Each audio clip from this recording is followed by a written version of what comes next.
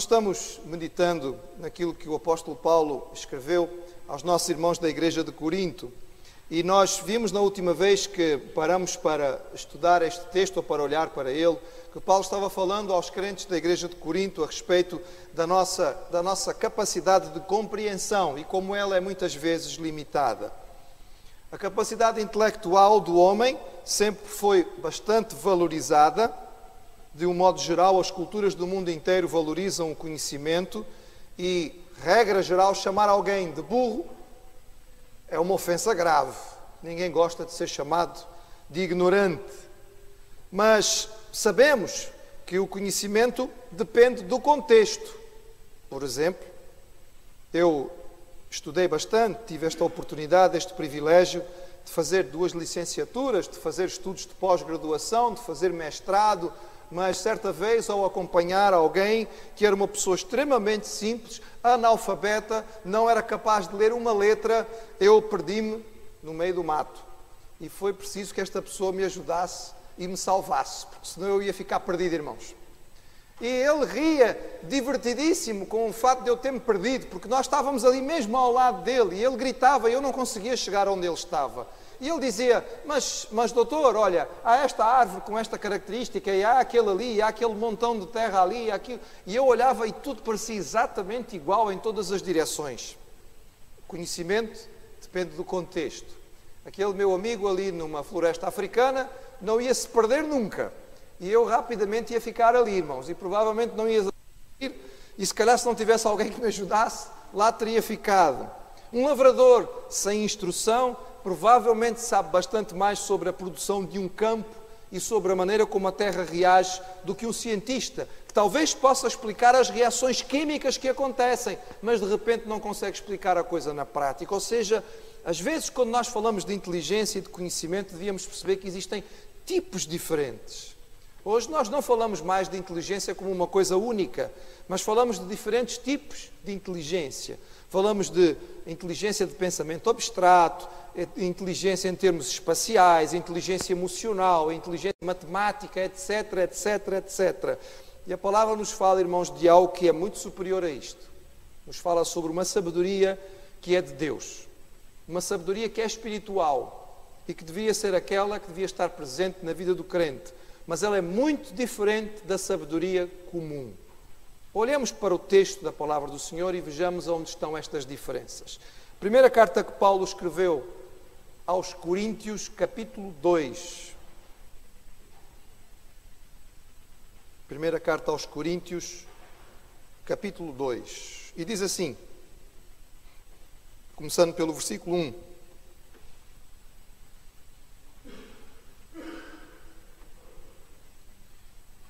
E eu, irmãos, quando fui ter convosco, anunciando-vos o testemunho de Deus, não foi com sublimidade de palavras ou de sabedoria, porque nada me propus saber entre vós, senão a Jesus Cristo e este crucificado. E eu estive convosco em fraqueza e em temor e em grande tremor.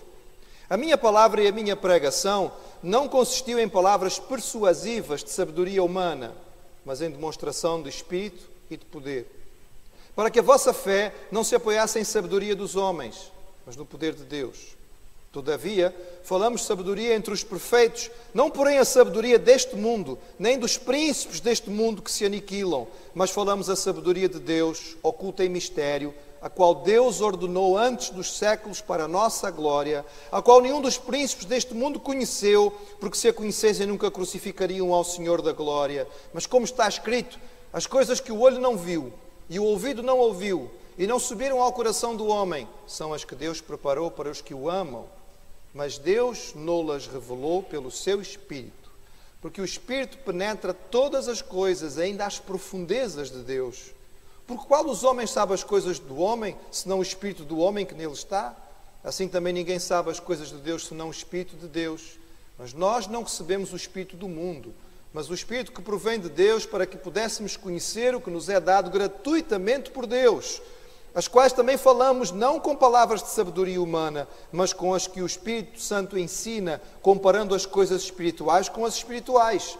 Ora, o homem natural não compreende as coisas do Espírito de Deus, porque lhe parecem loucura. E não pode entendê-las, porque elas se discernem espiritualmente. Mas o que é espiritual discerne bem tudo, e ele de ninguém é discernido. Porque quem conheceu a mente do Senhor para que possa instruí-lo? Mas nós temos a mente de Cristo.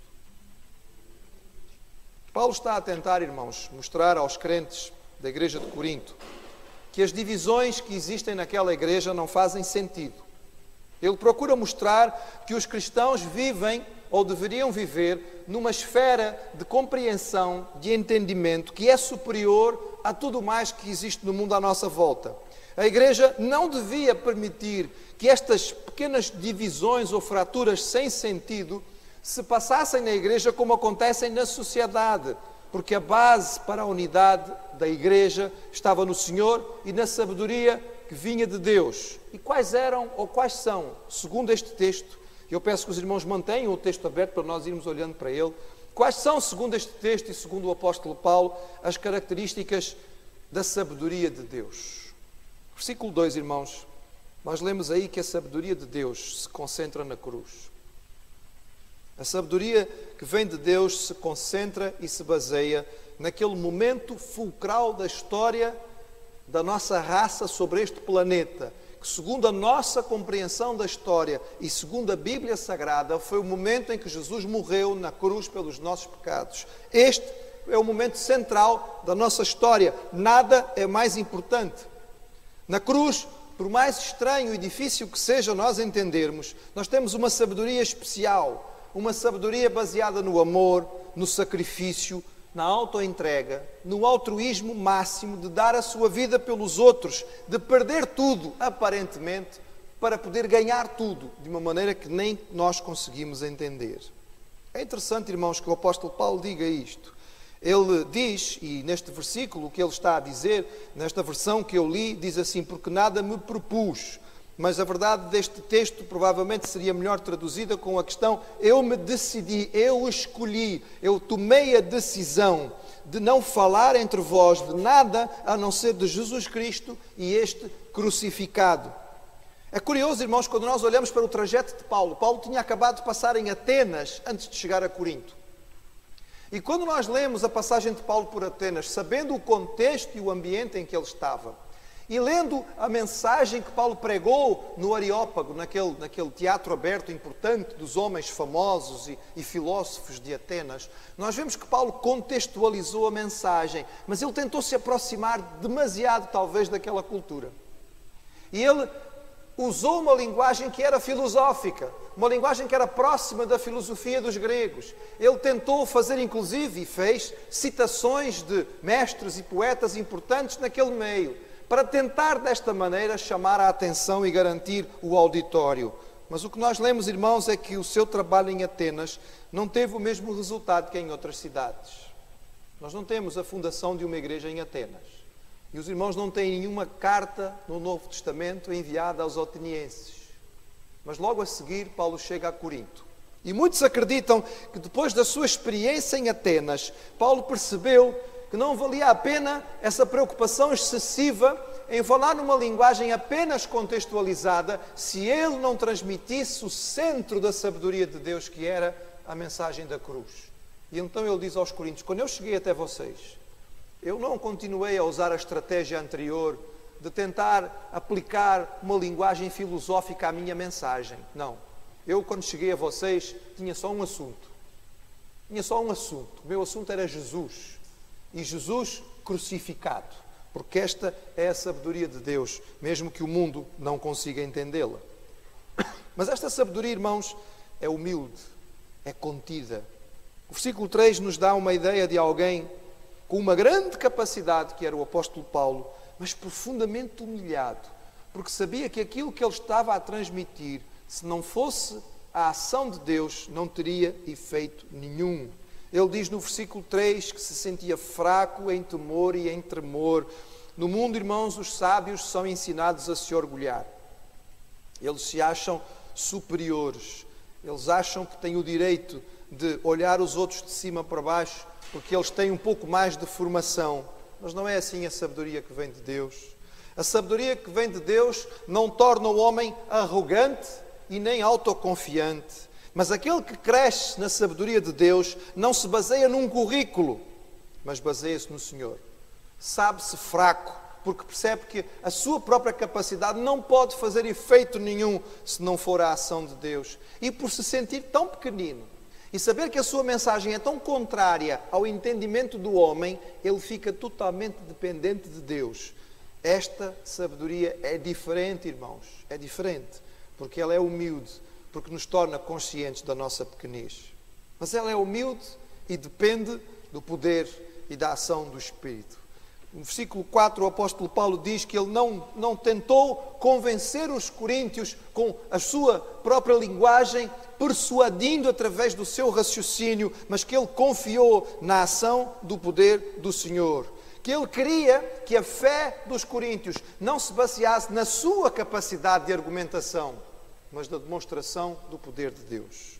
Daí que Paulo precisava estar dependente completamente do Senhor, para que Deus agisse de uma maneira especial no meio dos coríntios. Isto provavelmente aconteceu de muitas maneiras. Acreditamos que o Senhor fez provavelmente maravilhas entre os coríntios, que o Senhor agiu de uma forma extraordinária, movendo os corações, tocando nas pessoas, talvez permitindo a curas, milagres, demonstração de uma vida tão superior àquela que a filosofia grega podia mostrar. E isto tinha servido de base para a formação desta igreja, que foi fundada como uma igreja forte.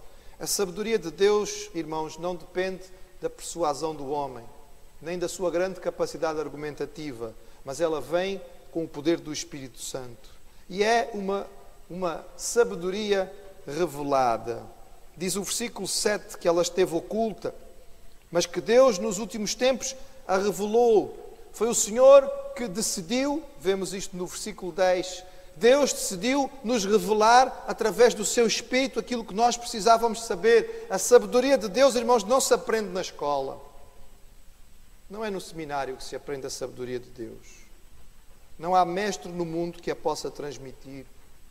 Por favor, irmãos, eu não estou aqui invalidando os nossos seminários. Não estou dizendo que não devamos gastar tempo a estudar nos seminários, porque eu estudei. Não estou a dizer que não vale a pena nós gastarmos algum tempo nos preparando. Não é isso que eu estou a falar. Mas eu estou a dizer, irmãos, que a sabedoria que vem de Deus, ela é revelada pelo Senhor. Aquilo que Ele faz de uma forma extraordinária. Aquilo que apenas o Pai pode mostrar, nenhum homem pode chegar lá e nenhum homem pode entender. A sabedoria de Deus é humanamente loucura. Ela só pode entrar no coração quando Deus a revela. Para quem não recebe esta revelação, Deus é, na verdade, uma coisa estranha, é apenas um mistério que não se consegue entender. Mas para aquele a quem Deus revela, esta sabedoria se mostra muito superior e muito sublime. Mas ela não é dada, em geral, àqueles que se consideram grandes no mundo. O versículo 8 diz que nenhum dos príncipes deste mundo a conheceu. Na verdade, Paulo já tinha dito no capítulo 1, se os irmãos se lembram, e ele tinha referido isto à igreja de Corinto, que não eram muitos os grandes deste mundo que iriam se juntar à igreja. Ele tinha chamado a atenção que não seriam aqueles que eram muito famosos, ou que eram muito conhecidos, ou que eram ricos, que iriam se interessar. Porque a nossa tendência humana é, à medida que nós temos um currículo grande e a partir do momento em que temos recursos que nos deem um bom sustento, deixamos de nos preocupar com as coisas de Deus. Deixamos de nos interessar, de nos aproximar. Começamos a achar que nos bastamos a nós mesmos. Estes não conseguem perceber a sabedoria que vem de Deus. É por isso que o texto diz, mais de uma vez, que é muito difícil para aqueles que são ricos, para aqueles que pertencem a estas classes, chegarem a entrar. O próprio Senhor Jesus Cristo disse que era mais fácil o camelo passar pelo buraco da agulha.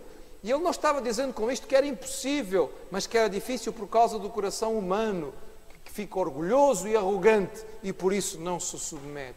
Porque a sabedoria que vem de Deus, irmãos, ela é tão extraordinária, porque ela é invisível. Versículo 9 diz: as coisas que o olho não viu e o ouvido não ouviu, e não subiram ao coração do homem, o homem nem sequer foi capaz de as imaginar, irmãos. Não somente ele não foi capaz de ver, não foi capaz de ouvir, mas não foi capaz de pensar nelas. Paulo, numa outra carta, escrevendo aos Efésios, ele diz assim: aquele que é poderoso para fazer tudo muito mais abundantemente além daquilo que pedimos ou pensamos. Quantas e quantas vezes, irmãos, nós pedíamos ao Senhor uma coisa e Ele nos dava algo tão superior àquilo que nós tínhamos pedido. Sempre me lembro de uma das lições que aprendi com isto. Quando, a certa ocasião, ainda no início do meu ministério nos Açores, tive a ideia de fazer um programa de rádio para jovens, com música contemporânea para despertar a atenção dos jovens, num contexto em que os jovens ouviam muita música em inglês e percebiam bem as letras, porque numa ilha nos Açores, próxima de uma base americana. E nessa mesma ocasião, um jovem da igreja teve a mesma vontade. E nós marcamos de conversar um com o outro e tínhamos exatamente a mesma ideia. E nós olhamos um para o outro e dissemos assim: bem, não é possível que ambos tenhamos tido a mesma ideia de uma coisa assim, tão diferente, que foi Deus que colocou no nosso coração. Vamos tentar, vamos. A gente não tem dinheiro. Pois é. Nós tínhamos um programa de rádio que custava bastante caro e eram apenas 15 minutos por semana. E nós queríamos fazer um programa de 1 hora. E nós pensamos assim: bem, como é que vamos fazer isto? É assim, o máximo que a gente pode fazer é preparar uma amostra. Gravamos em casa com um gravador banal, enfim, de uma forma muito artesanal. E eu levei então aquela cassete e eu entreguei ao diretor da estação de rádio e disse: olha, amigo, nós tínhamos este programa, gostávamos de fazer, é um programa para jovens, é um programa um pouco diferenciado, mas tem aqui um pormenor. Nós não temos como pagar. Portanto, se você quiser este programa, ouça a cassete. Se você quiser o programa, tem que entrar na sua grelha de programação. Veja lá. E nós entregamos aquilo e pusemos a orar, irmãos. E fomos pedir ao Senhor: Senhor, nós queremos 1 hora por semana de graça, Senhor. Nós sabemos que o Teu poder é grande. Tu podes nos dar 1 hora de graça, Senhor, por favor. Nós não temos como pagar. Abençoa-nos para que nós possamos ter este programa. E passaram-se os dias, e passaram-se as semanas, e passou-se um mês, e nada do homem nos dar nenhuma informação. E eu então um dia fui ter com ele, fui procurá-lo, e disse... Ele já me conhecia, porque eu fazia o programa lá na rádio, e ele sabia que eu era médico no hospital da cidade. Disse: oh, doutor, você deu-me aquela cassete, não foi? Eu não tive tempo para ouvir. E eu disse: estamos mal. Mas a minha filha ouviu. Ela chegou em casa, viu aquela cassete, não tinha nada escrito, ela pôs lá para tocar. Ela gostou imenso daquela. Ela queria saber onde é que se arranjavam aquelas músicas. Bem, ela tem 15 anos, portanto eu calculo que se ela gostou, é provável que o resto do pessoal também goste. Vamos fazer o programa. Ok, ótimo, mas lembre-se que eu tinha-lhe dito que nós não temos dinheirinho para pagar. Não há problema, tem aqui um espaço na grelha de programação, tenho aqui 2 dias, olha, terça-feira, amanhã. Vocês podiam começar amanhã? Amanhã? Sim, começam amanhã, fazem ao vivo. Com certeza começamos amanhã, não há problema. E eu lembro-me, irmãos, de ir para casa tão contente. E eu ia tão feliz, irmãos, que eu acho que nem pisava no chão, ia pisando quase assim no ar. Senhor é grande, Deus é poderoso, deu-me 1 hora de programa na rádio, sem nós pagarmos nada, gratuitamente. Eu ia tão feliz. E eu hoje olho para trás e digo assim: acho que Deus deve ter olhado para mim naquela hora e dito assim: coitadinho do rapaz, tem tanta coisa para aprender ainda, vamos aproveitar a oportunidade para lhe ensinar umas coisas. E nós começamos o programa e gastamos o pouco dinheirinho que tínhamos para comprar os CDs e para poder distribuir uns panfletozinhos na porta do liceu. E o programa começou, irmãos, e teve logo sucesso. E passado 3 meses aproximadamente ia chegar ao verão. No verão havia uma mudança na grelha de programação e o diretor veio falar comigo. Na hora, no intervalo lá do programa, fez sinal. E eu disse: Ruben, isto complicou. Já vamos perder o nosso programa. Vejam a fé do missionário, irmãos. Vou perder o programa. Aí eu saí para falar com ele e disse: oh, doutor, está bom. Olha, era a propósito do vosso programa. Que o vosso programa tem muita audiência. Tem audiência. O pessoal gosta, a juventude gosta, o programa é bom, a música é boa, a vossa mensagem é boa, o pessoal está a gostar. Não dava para o doutor fazer mais 1 hora, pelo menos por semana. Eu tinha aqui mais 1 horinha que dava mesmo jeito. Eu disse: Acho que sim, com certeza, vamos começar, podemos fazer mais 1 hora. Pronto, eu entrei e disse, Rubem, passamos para a semana, passamos a ter 2 horas por semana. E começamos a fazer o programa 2 vezes por semana, irmãos. E passou-se mais alguns meses e o homem tornou a vir fazer sinal enquanto nós estávamos a gravar. E disse, o que é que foi agora? E ele chamou-me ao lado, doutor, eu preciso falar consigo. É assim, fizemos um inquérito, fizemos aqui uma avaliação, não é? Da audiência da nossa rádio e o doutor sabe, há uma outra rádio cá na cidade, mais nova, mais moderna, e eles estão a ganhar-nos assim, com uma grande diferença. Há um horário na semana em que eles não ganham de nós. Sabe qual é? Não faço a mínima ideia. É o horário do seu programa.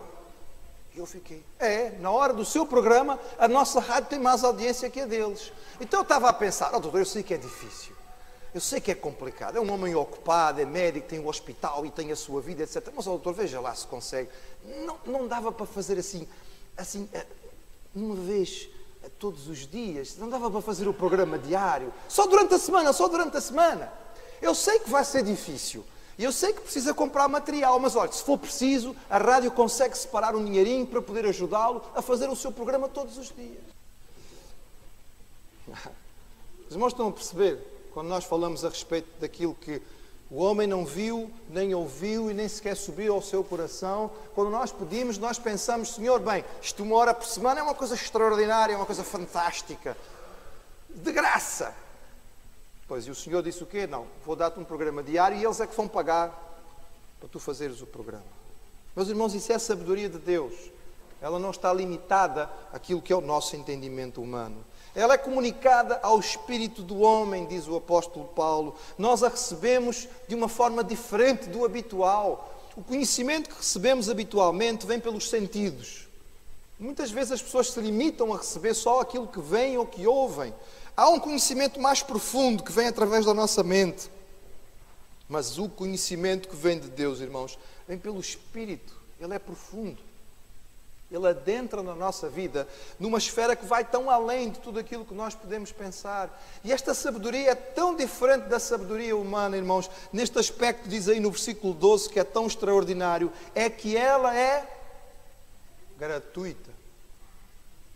Os irmãos já tentaram saber quanto é que custa um MBA, um mestrado em administração?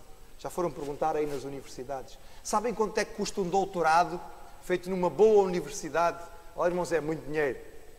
Mas a sabedoria de Deus não custa nada, irmãos, porque Deus não cobra. É a sabedoria mais profunda que existe, ela é a mais extraordinária e ultrapassa qualquer capacidade humana, mas a Bíblia diz que Deus a dá gratuitamente, porque é assim que o Senhor funciona. E ela nunca fará sentido para o homem natural. Aquilo que um homem natural pode compreender nunca vai chegar aos pés daquilo que é o conhecimento que vem de Deus. O missionário Jim Elliot foi um missionário americano. Na década de 50, tentou, junto com alguns colegas, alcançar os índios da tribo Auca. Era uma tribo de índios na Amazônia colombiana que eram conhecidos por serem grandes guerreiros e serem canibais.